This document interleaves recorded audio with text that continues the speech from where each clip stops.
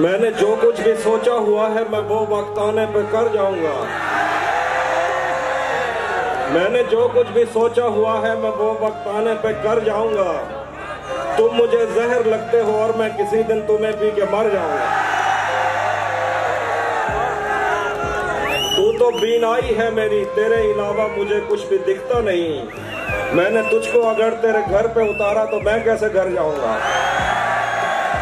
चाहता हूं तुम्हें और बहुत चाहता हूं, तुम्हें खुद भी मालूम है। हाँ, अगर मुझसे पूछा किसी ने तो मैं सीधा मुंह पे मुकर जाऊंगा। नहीं था अपना मगर फिर भी अपना अपना लगा।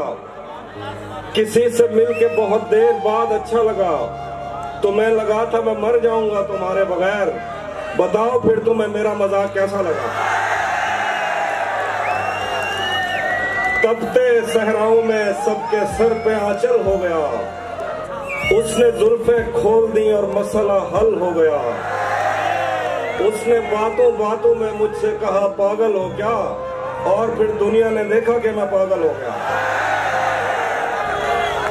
उसी जगह पर जहां कई रास्ते मिलेंगे, पलट के आए तो सबसे पहले तुझे मिलेंगे।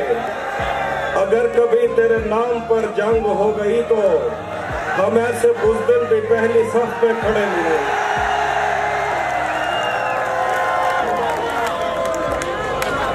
तुम्हें हुस्न पर दस्तरस है,